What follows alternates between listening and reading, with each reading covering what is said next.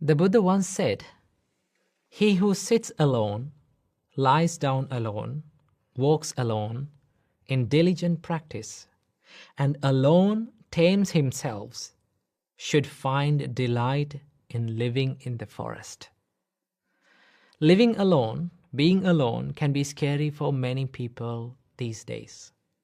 Oftenly, our society portrays a successful life, a happier life, a good life, as a life where it is surrounded by people, surrounded by things. But there's a reason why almost all the spiritual practices, almost all the spiritual pathways praise and promote this living alone, life in the place of a solitude practice, a solitude life. And that is why almost all the religious leaders had to solitude themselves from these hassles and bustles of this society and go to these quiet places and find the liberation and find what they were looking for. Same went with the Supreme Buddha. Before he became the Buddha, he was a prince. He was living in a palace.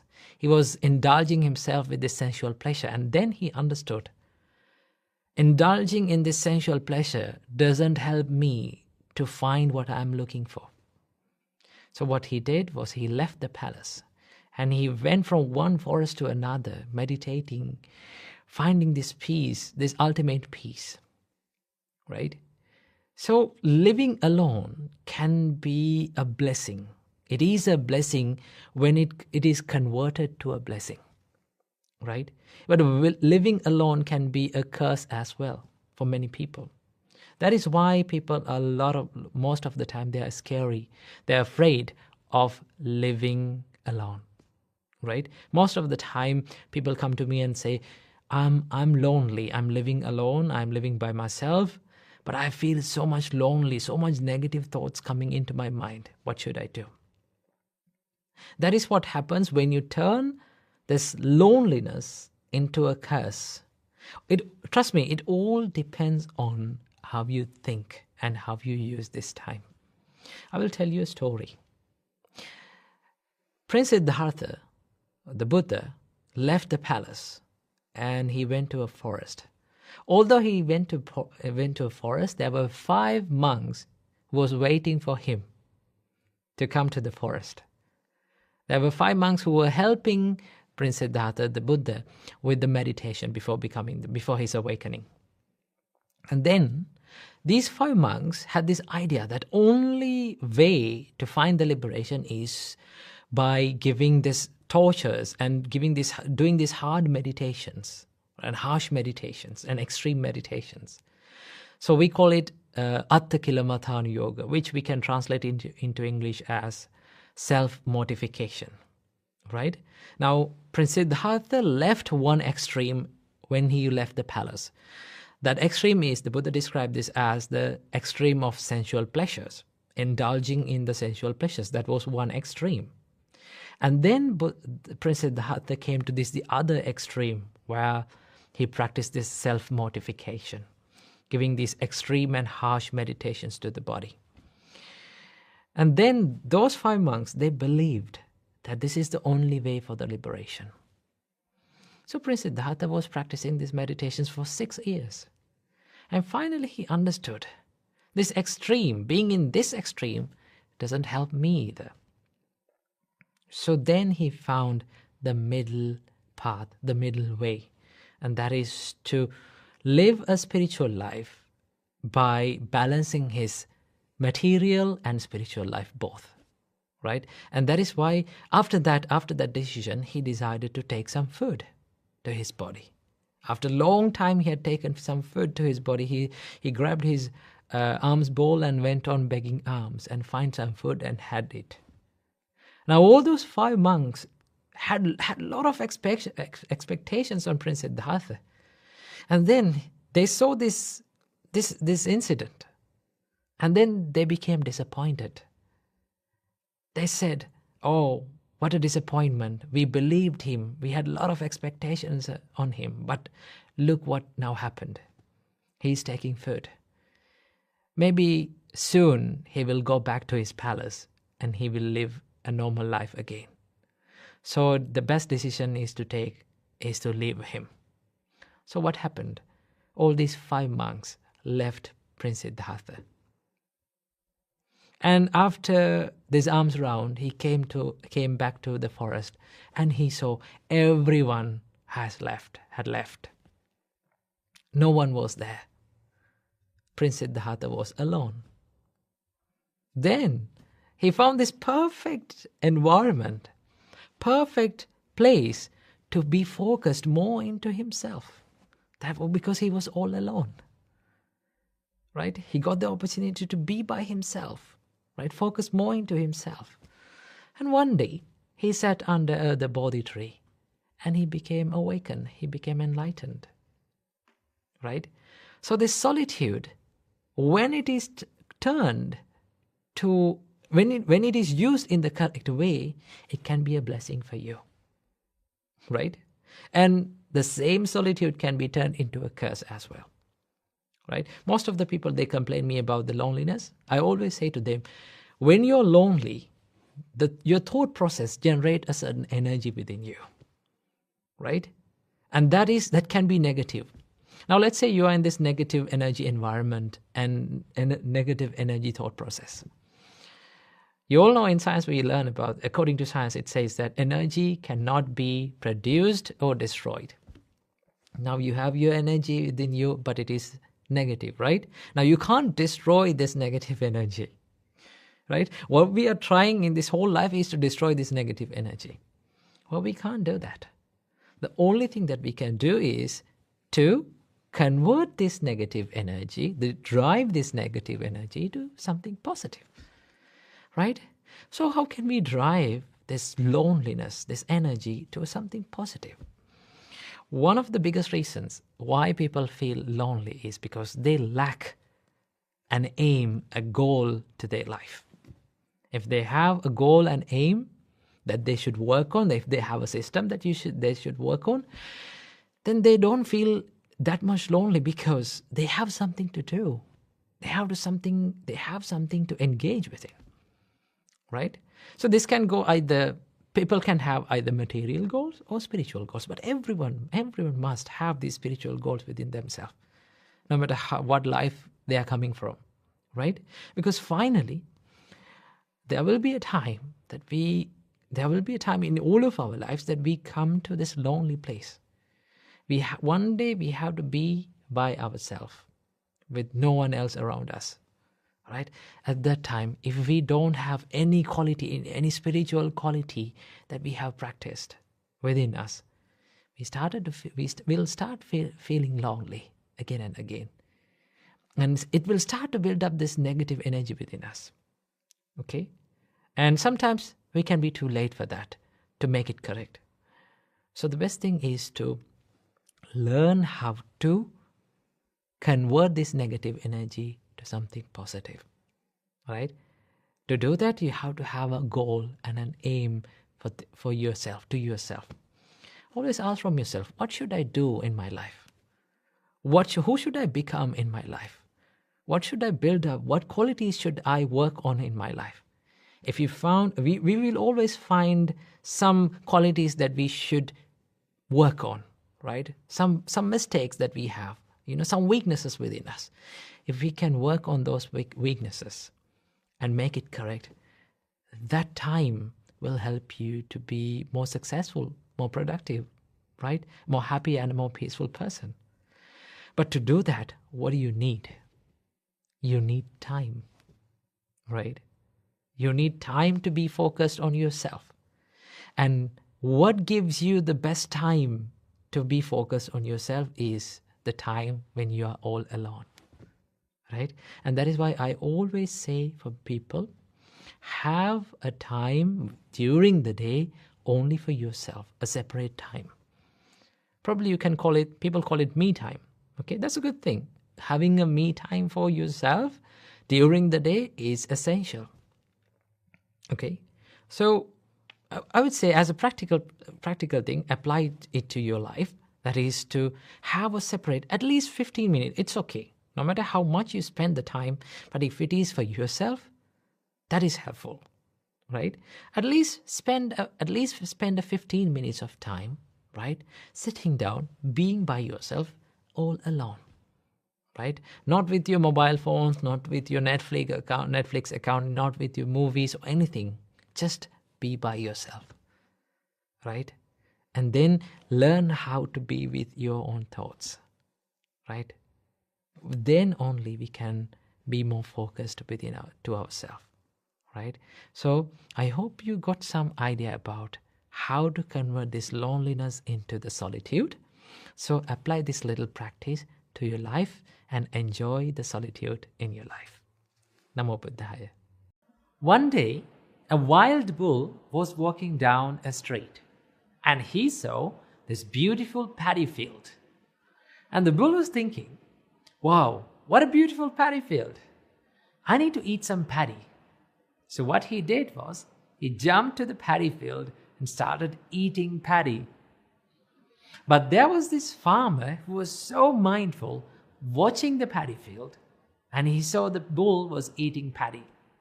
So what the farmer did, he ran across the paddy field and grabbed the bull from its horns and wrapped the muzzle around the horns and gave a huge blow to the bull.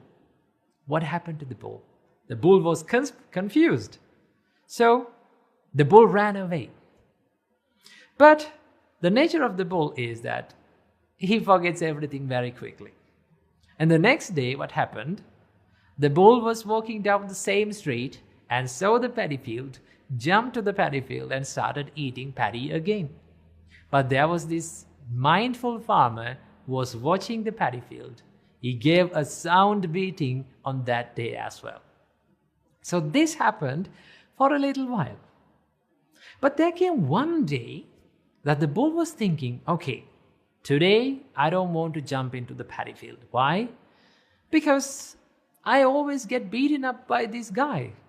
So on that day, the bull didn't jump to the paddy field.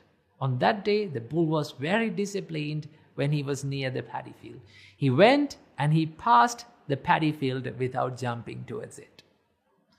So the Buddha used this wonderful story and metaphor to give us a beautiful message. The Buddha says, this is the nature of our mind. It's like a wild bull. Forgets everything, runs towards these evil thoughts, and it has no discipline. So the Buddha says how we should discipline, like that mindful farmer. We have to be mindful and watch our thoughts and take control over it. How to take control over all our thoughts? So Buddha give us a beautiful way to do that. The Buddha says, whenever your mind runs towards these evil thoughts, what do you have to think? You have to think the downside of all these evil thoughts. For an example, if you have hatred in your mind, you have to think, this is not good for myself. This is not good for my physical health. This is not good for my mental health. And this is not good for me as well as others. My hate is not good for me and as well as others. In that way, by considering the downside and the danger of your thoughts, you can stay away from evil thoughts, and also you can discipline your thoughts. But to do every kind of these things, any of these things, we have to have one beautiful quality, and that is the mindfulness.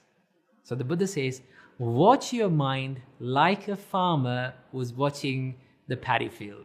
Right? So without mindfulness, we cannot do any kind of these things. We cannot discipline our mind. We cannot take our mind from unwholesomeness to wholesomeness. So we need to have this beautiful quality of mindfulness.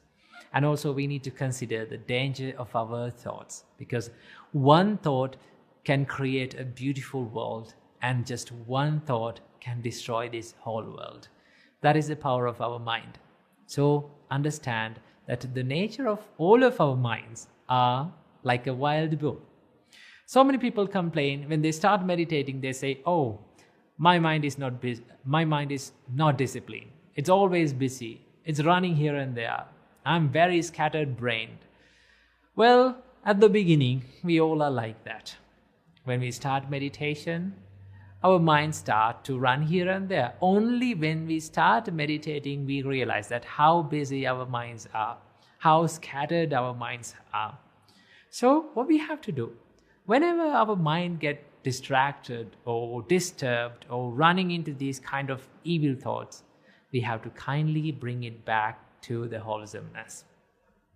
You may have to do this again and again. You may have to do it for years, but there will be a day, definitely, there will be a day that your mind becomes disciplined, but only if you keep doing this, right? It's all about the little steps that you take to discipline your mind every single day. And every practice adds up to your life. That is the wonder of this beautiful Buddhist path. Every practice that Buddha teaches us adds up, and it always helps to us. So, I know, and we all know, that it is not easy to discipline our mind. But even though it is difficult, it is not easy, it is painful, we have to do it again and again, keep doing it until that beautiful day comes, that we gain a beautiful, disciplined mind. So keep practicing, disciplining our mind, and be happy. Namo Buddhaya. Namo Buddhaya. Welcome and welcome back to another video. Couple of weeks ago, we posted this video right here about self-love. Let's take a look at it first. Remember, the more you love yourself, the more selfless you become. Do not confuse self-love with selfishness. Namo Buddhaya. So, a lot of you have been asking in the comment section, what is the difference between self-love and selfishness? So from today's video, we're going to be discussing about how to differentiate the self-love from selfishness. Now, to understand about this, first we need to understand what is selfishness. Now, selfishness always born from the unsatisfied nature of our mind. That means we are not satisfied with ourselves, and we are not satisfied with other people. So what happens? We try to fill this unsatisfaction, fill this gap in our mind to satisfy ourselves. So what we do? We make expectations towards ourselves and towards others. And when the people around us and even ourselves are not meeting these expectations of even ourselves, what happens to us? We try to pursue and we try to chase behind these expectations and filling these expectations even more and more. And these things, these chasings, go beyond the limits. So what happens? A person becomes more selfish, only thinking about his own happiness, his own pleasure, and his own advantage. He doesn't start to think about the other people's happiness. So this is selfishness. So we need to understand that selfishness is always born from unsatisfied nature of our mind. But in the other hand, self-love is always born from compassion, understanding, and acceptance. Now, when you understand who you are, and when you accept who you are, then you become more compassionate towards yourself. Then you know who you are and what you can do. Starting from that, you start to develop yourself more and more. You give a good time to heal, you give a good time to develop your inner qualities, and you become more patient toward yourself. And also, when you develop the patience, you become more patient towards other people. You all know that not every person around you can live up to 100% expectations of yourself. So we need to understand that. When you understand this, the nature of yourself and the nature of other people, then you become more compassionate. And then you become more selfless. You become more generous because you know how it feels like to go through sufferings. You also know how it feels like to go through painful periods in time. So when you do that, when you develop that patience and compassion, you become more self-loving person. Okay, so that is why we need to understand that self-love is always born from compassion, understanding, and acceptance. We don't deny who we are. We don't try to reject who we are.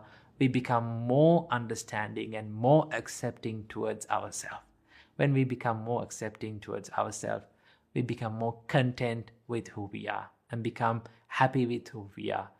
And one of the greatest qualities that we develop through this is the gratitude. We become thankful for what we have in our life. We don't say that, oh, everyone needs to fulfill my expectations, and I'm not going to commit anything for you. You need to fulfill all of my expectations. Those emotions won't happen when you become more self-loving person. So understand the difference between the self-love and selfishness. The Buddha said, if you love yourself, you have to guard your mind from evil things, evil thoughts like jealousy, hatred, aversion, and envy. When you guard your mind from these unwholesome thoughts, you protect yourself. And that is self-love. When you protect yourself, you protect others as well. So keep this little beautiful advice from the Buddha in your mind and be happy. Namo Buddhaya.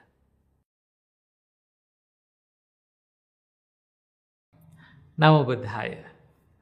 In the past, there was an acrobat who was doing stunts on a bamboo pole, and he had a student. One day, this acrobat called to his student and said, "Dear students, let's do stunts on bamboo poles and let's make a good living out of it." Now, but one thing that you have to remember, that when I'm doing the stunts, you have to protect me. And when you're doing the stunts, I'm going to protect you. In this way, we can protect both of ourselves and we can make a good living out of it. Then the student said, "No, sir, it's not the way to do. The correct way to do is that when you're doing the stunts, you have to protect yourself. And when I'm going to do the stunts, I will protect myself. In that way, we both protect ourselves and we can make a good living out of it." Now the Buddha used this metaphor and this story to give us a beautiful message.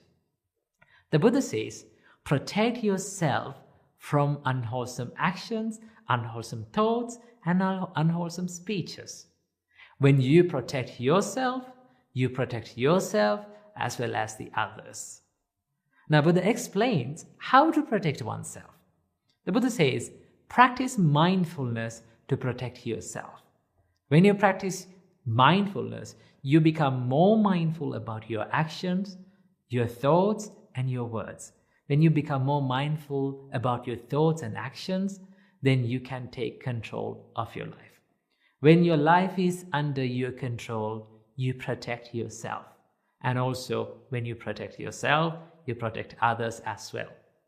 And also in the same way, the Buddha says, protect yourself by practicing loving kindness, compassion, and humbleness. When you practice these qualities, you protect yourself from hatred, ego, and jealousy.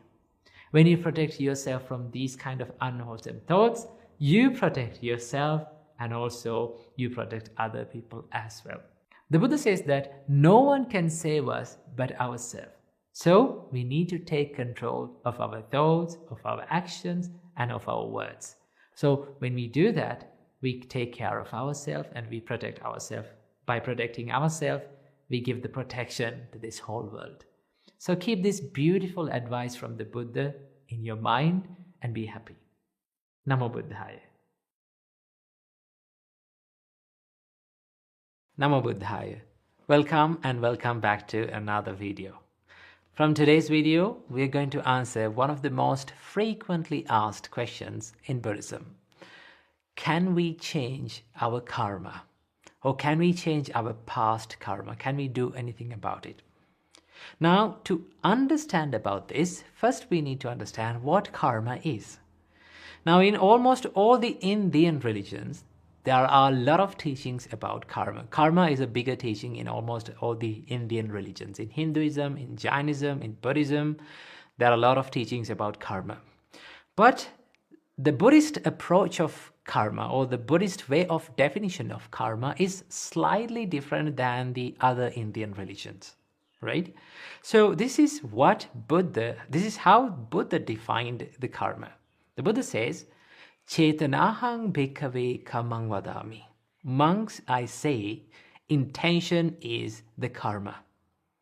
So when it comes to these statements from the Buddha means is that karma, the action, is more of a mind-related thing. That is why the Buddha says intention is karma. So intentions are generated in our mind. So what Buddha saw is that it is not just the action, it is the intention behind the action what defines the karma. So this is the Buddhist definition of karma. Now we'll come to the question. What is it? Can we change the karma? Right? Now, first of all, we need to correct the question and then answer it. Why? Because karma, what people mean by asking, can we change karma, is that, can I change what I have done in the past, and can I change the consequences of those karma? Okay? So first we need to understand that karma, or this intention, is generated right now, right here. Right? The karma is not something that is past. Karma is something that you do right now, this present moment. Right? So this present moment, the karma can be changed. Why? Because it is always your choice. The choice is a karma. Your choice is totally under your control. Some people think that, okay, our choices and our experiences are not totally under our control. The choices that we make are predetermined, or due to the past karma, we make choices right now. But Buddha did not agree to this idea. What Buddha says is, yes, your life is affected by the past karma, but it is not the only thing that your life is affected. But you can change your karma by making good choices, by taking the right action. That is why Buddha praised a lot about the taking right action. So understand that karma happens right now, and that means the karma is totally under your control. But what people ask is that, can I change the karma? No. First you need to correct the question, can we change the consequences of our karma? Which means vipaka. Now, with the package of karma, there comes another word which is not much famous, and that is vipaka. Vipaka means the consequences of karma. So basically what karma is, the cause and effect phenomena. That means we make causes for something and there will be an effect because of that cause. We do some actions and then we get consequences of those actions. So this is the basic understanding of karma. So can we change vipaka? It is not totally under our control. We don't know what we have done in the past. So the only thing that we can do is just to go through those experiences. Now, it is also important to remember that our life is not totally dependent on karma. Karma is only one thing that our life is affected. Okay?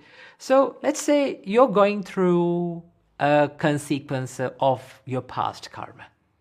So can you do anything about that? You can't do it, because only thing that you can do is you have to face that experience. But you can change how you react to that experience, right? Whether it is good or bad, you can take right action, right choice, right now, right here, to face that in a good way. So if we take the right action and right choice right here, then we can stop the karma repeating again and again. Right? Let's say you're going through a bad experience due to a past karma, and if you react the same way, right? If you fall down, if you become angry, if you spread hate because of that pain and suffering, then you create some more suffering karma to go through some bad experiences in the future. But if you take right action and if you become wise and patient and mindful, then you can stop the karma from repeating. So in that way, you take control of your choices. So understand, basically, there is very few space for us to take control of what we have done in the past and the consequences of them, but we totally have the control that we make the choice right now, right here. So keep this beautiful advice from the Buddha in your heart and be happy. Namo Buddhaya.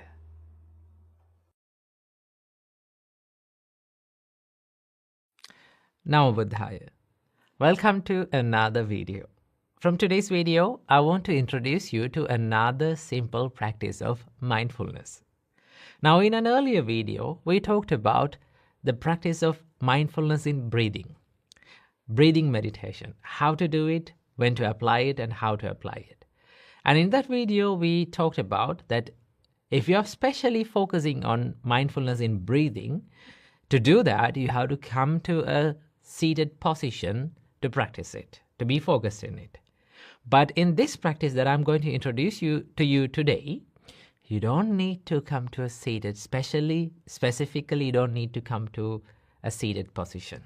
You can practice this while walking, while sitting down, while lying down, and also while standing, in all 4 postures, right?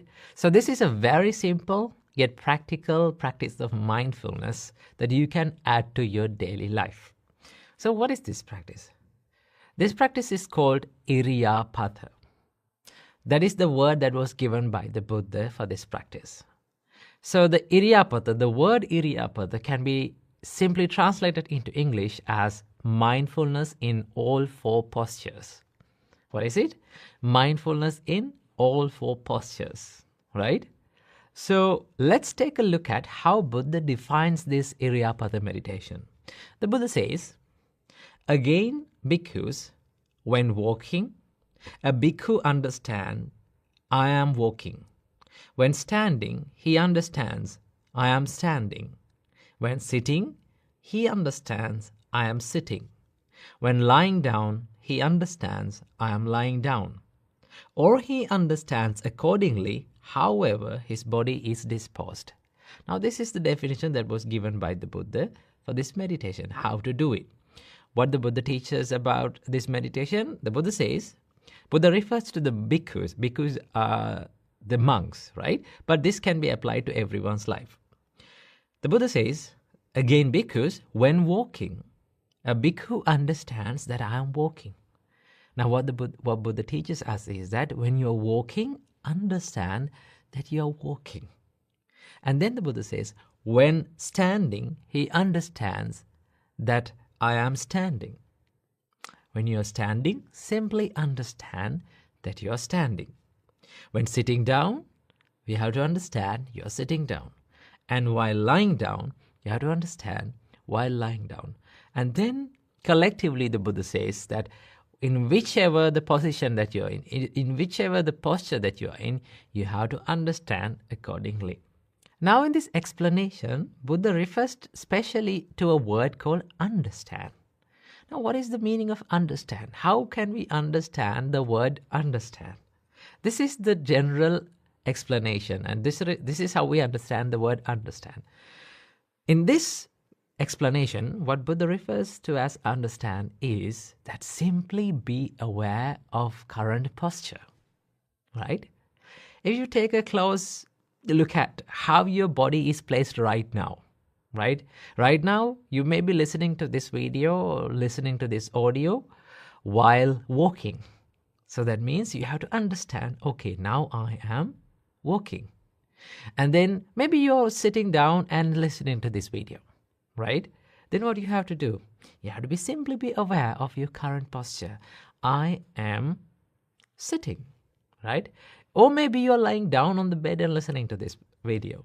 Then you have to understand that I am lying down, right? Or maybe you're listening to this audio while waiting for the bus, standing, right? What do you have to do? Simply be aware of the posture. But then, again, how to do it?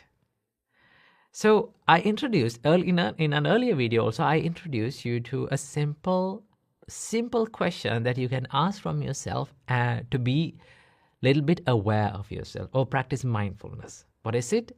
You can ask from yourself, what am I doing right now? What is the question? What am I doing right now? Just ask that question from yourself right now. Then you can answer it. What am I doing right now? You can, if you become aware of your posture, then you can say, okay, I'm sitting down, right? Then you can be aware of the feelings that helps you to understand the sitting posture, right? Let's say the feelings of your buttocks, then you can feel it, right? That is how we understand that our posture. And then the feelings of your hand, the feelings of your back, right? How the body is placed. You simply be aware of it, right? So when you do that, you bring your mind that was wandering in the past or in the future simply to this present moment, right? Right now, this posture is happening. The feelings that is generated through this posture is happening right now. So all we got to do is to be aware of these feelings, right? So you can do this any time during the day, right? Let's say you're traveling by the bus, right? You're commuting by the bus to your workplace. Most of the time when people are in the bus, either they listen to something or listen to a song, or maybe they scroll in the social media. That's what they do, right? Or maybe talk with someone.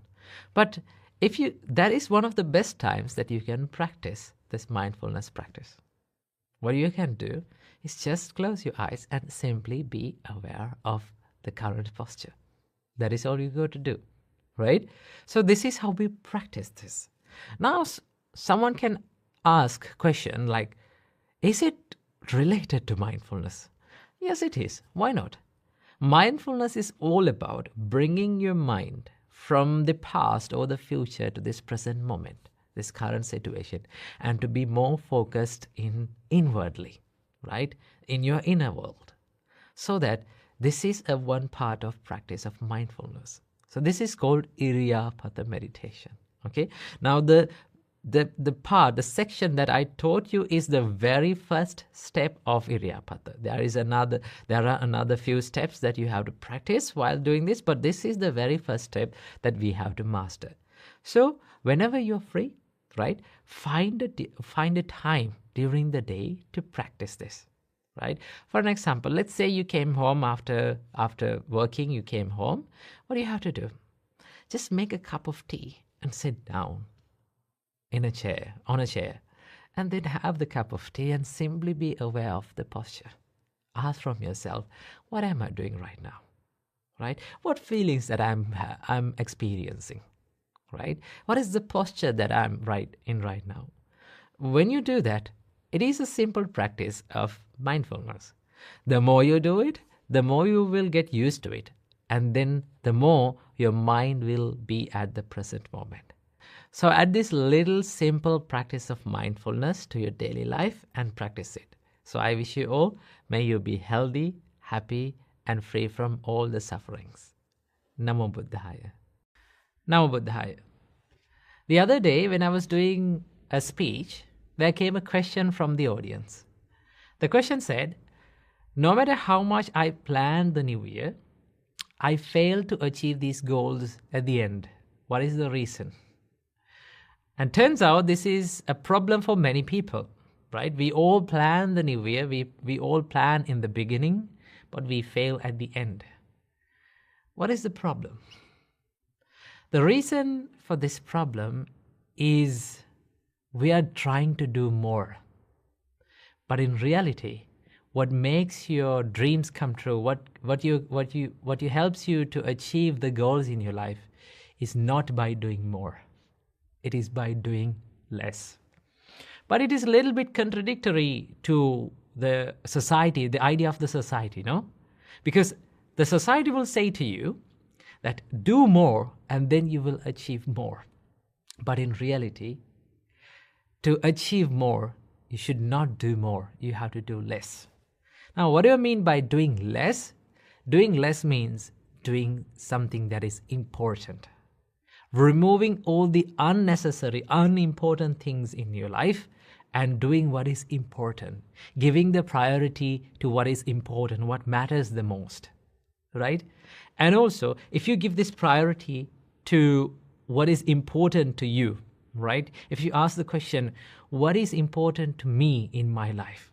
What should I build up? What qualities should I build up in my life to make my life a success? And now you focus on that quality, the important task, important goal, and you keep doing it, right? The reason why we fail to achieve the important things in life, because our important goals, our main goals, our crucial goals are covered with these unimportant things, unimportant achievements in life, which does not help us in the long run. Okay? And also there's another problem, and that is we have lots of expectations. That means too much expectations. It is okay to have expectations, right? If it is okay to have dreams, it is okay to have goals, but it is not okay to have too much expectations. Why? Because sometimes when we have too much expectations, our expectations and our reality have a big gap. It has a big gap, right? So when we fail to achieve these expectations, what happens to our mind is we become discouraged because we are not getting what we expected. And then what happens? We suffer. We hate ourselves. We blame ourselves. The more we blame, the more we hate ourselves, the less we try to achieve things, because we label ourselves, okay, I can't do these things. I'm not someone who is courageous. I'm not someone who is brave to do these things, right? No matter how much I try, I fail. That is the nature of mine. The more you label that, the more you give that name to yourself, I am a failure, I can't do these things, what happens? The more you can't do those things, right? So the most important thing is to have moderate expectations. It is not to have, I'm not saying that you should not have expectations. Yes, you should have, right? And also you should not have too much expectations, right? You have to find that sweet spot. You have to have that moderate expectations. I will do my best. This is one advice that was given to me when I started preaching and giving speeches.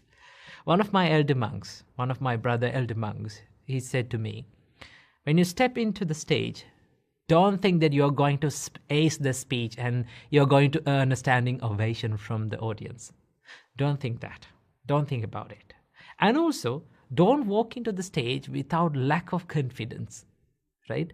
You have to have a confidence that is moderate, right? You have to have a confidence that is moderate where you think yourself, I will do my best, right? I come to this stage, I step into this stage to share something valuable from the Buddha's teachings, and I will do my best to share it. It is when you have that moderate expectations, what happens? Although you fail at some points, right? You know that you will fail. You have accepted that, yes, you are imperfect. You will fail in life, right? And that failure, the pain from that failure is less painful than when we have the high expectations. So the most important thing is to have moderate expectations. And one of the most important qualities that we need to have in our mind to achieve the goals and the dreams in our life is to focus on little changes in life, not the big changes. Most of the time people ask, like, how can I change my life in a bigger way? How can I make big changes in my life? To make big changes in your life, start from making little changes. That is what helps you that is what makes you the bigger changes in life, right?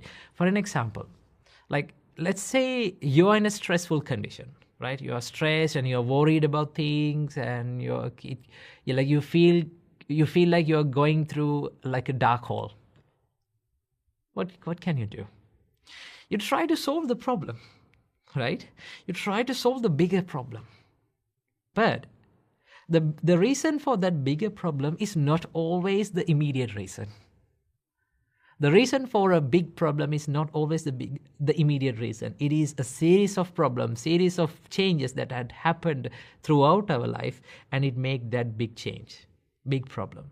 So what do you have to do? Go into the roots of the problem. What made it change? What went wrong? And when you find that smallest mistake that made it wrong, you have to correct that. You have to make that correct and work upward, right? Let's say you feel a little bit stressed or anxious, or you feel the negative energy around you. What can you do to stop this? First, stand up, and then you can clean your surrounding, right? By cleaning the surrounding, it adds some sort of a positive energy around you. And after that, you can meditate a little bit. Clean yourself, clean your body a little bit, clean your clothes, right? Clean your surroundings. That positive energy will make a little bit of positive change in your life. And that positive change will lead you to make big changes, big positive changes in life, right? So one of the most important things is to focus on little changes, right? That is why in Dhammapada, the Buddha says, by degrees, little by little, from moment to moment, a wise man removes his own impurities, as a smith removes dross of silver or gold.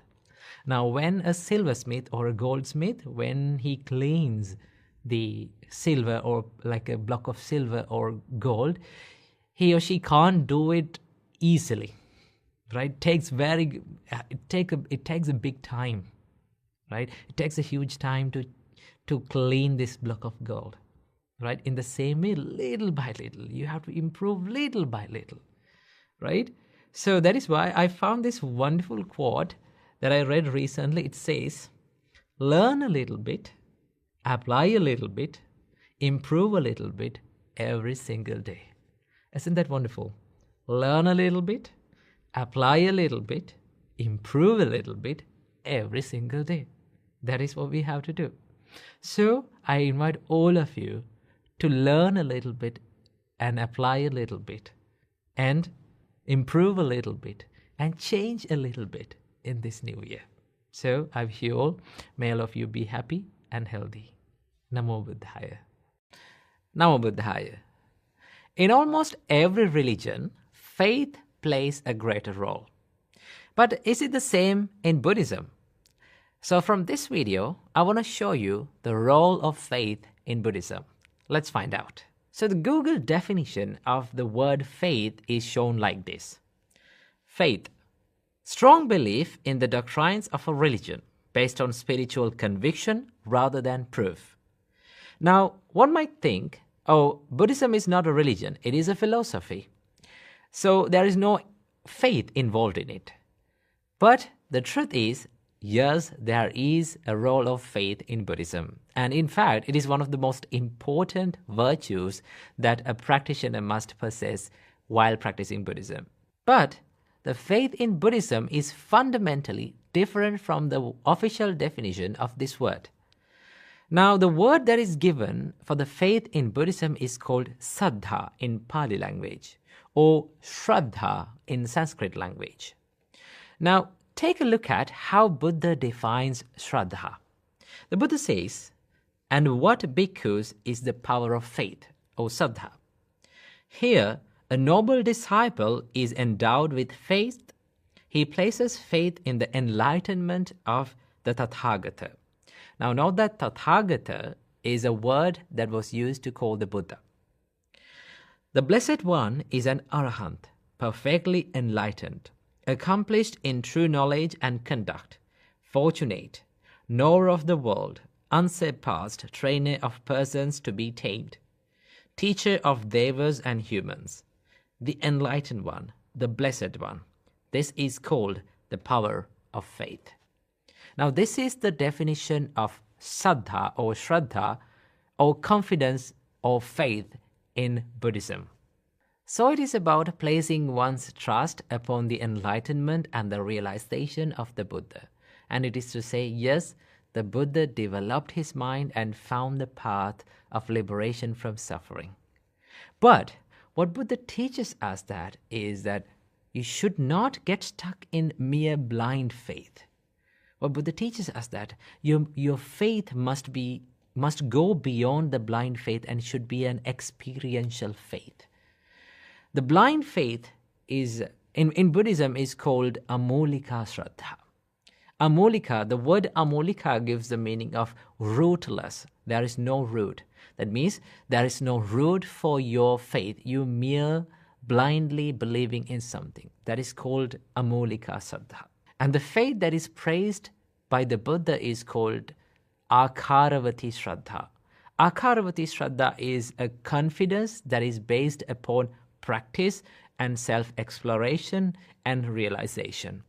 Now, when it comes to faith, people believe in things in 5 ways.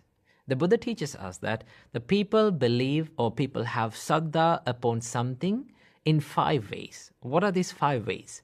The first one is called saddha. That means just mere believing. Sometimes people believe just because they are born into that idea, born into the families that hold that idea or that religion. So that is mere believing. That is called saddha. And the second one is called ruchi. Ruchi means people believe in things because they like it, right? Sometimes you like certain ideas, so you just believe it. Second one is called anusava. Anusava is that you believe in something just because someone said it so. And the fourth one is akara parivitaka. It means logical thinking. People believe in things because it is logical. They don't put it into practice, but as it is, just because it is logical, they believe in it. And also the fifth one is called dittini jhanakanti. People believe in things or ideas because those ideas correlate with their point of views, their personal views. So what Buddha teaches us is that your faith, your confidence, your shraddha must go beyond these 5. That means you should put it into practice, you should experience it, you should explore it and have the confidence upon it. It is something like this. Let's say you and I are in the darkness, a darker place, right? But you and I are far away. Now, right in front of me, there is, let's assume there is a statue right in front of me, right? But I can't see it, you can't see it, because we are in the darkness. All of a sudden, a lightning occurs, right? A lightning occurs and the whole area lights up. And within this split second, I get the chance to see the statue. But after this split second, we are totally immersed in the darkness. But now you didn't see the statue, you were far away, but I saw the statue. Let's say you're coming near me and I say to you that there is a statue in front of me, right? In front of us, there is a statue. It is like this, it is like that. Now, how I believe and how I hold the view about the statue is because I experienced it. I saw it, right?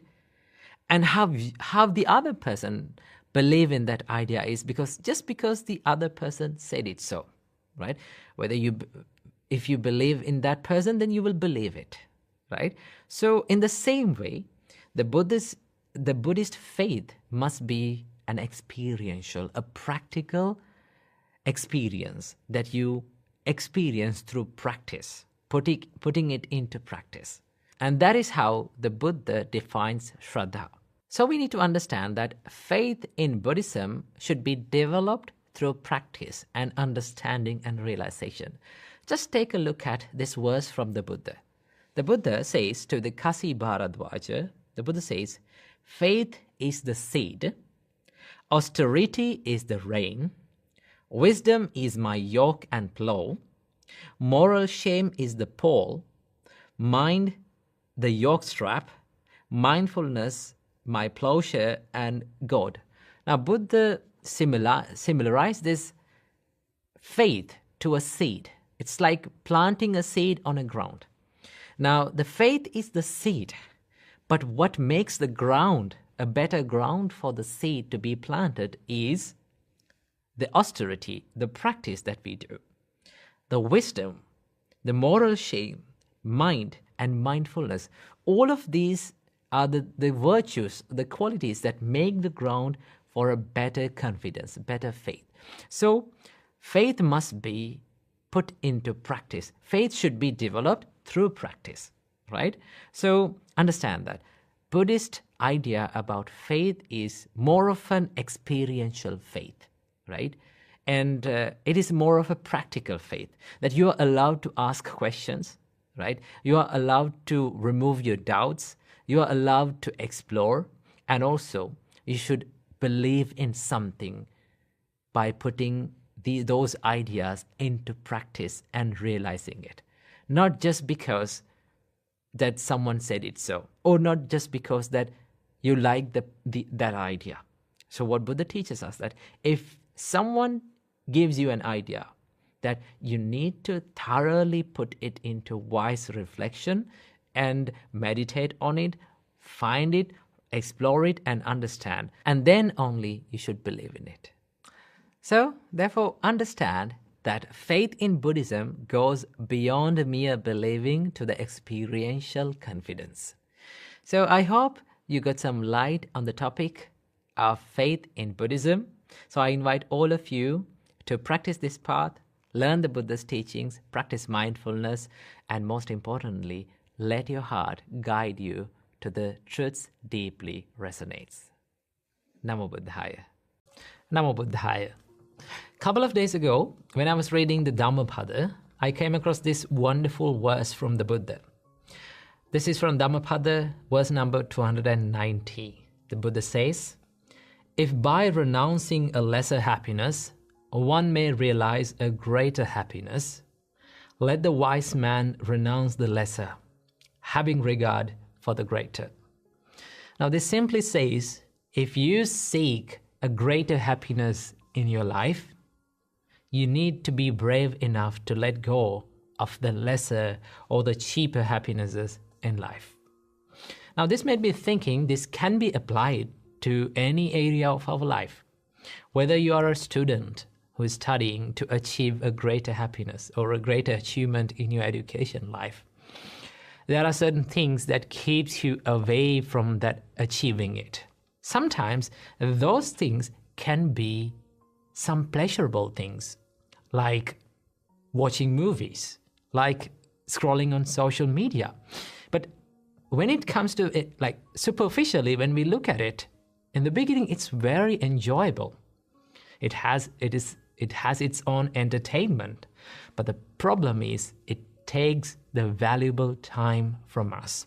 It steals the valuable time from us, so that we waste time for a cheaper happiness. And what we miss is a greater happiness in the future that is yet to come.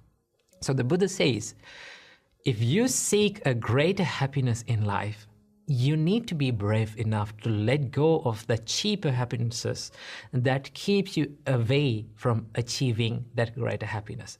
Now, this is applicable for the monk's life as well. This is why we become monks, right?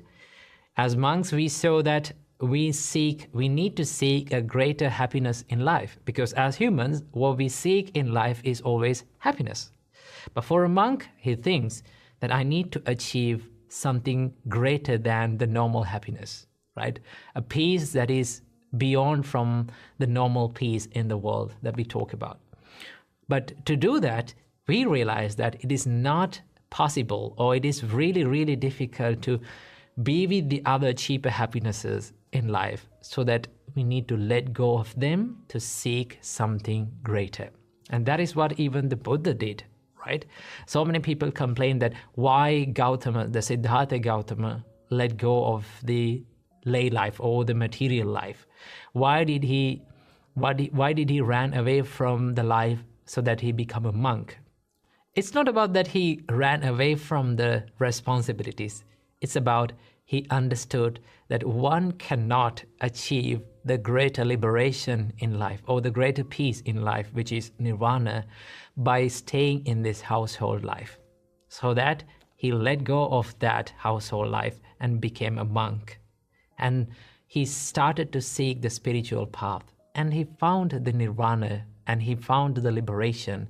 And also, he didn't stop from that. He came back to the palace and he helped everyone who was in the palace in his life to achieve the same state of peace.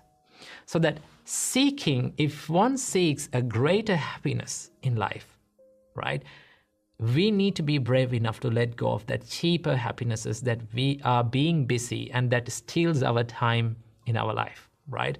Sometimes it can be a toxic habit that you have, right?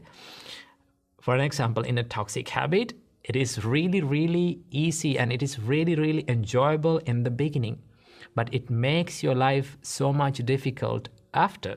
And that is why they say that if you do what is easy today, your life will be difficult tomorrow. And if you do what is difficult today, your life will be easy tomorrow. And that is how the world works, right? For a toxic habit, it is very easy to do, but it makes our life so much difficult.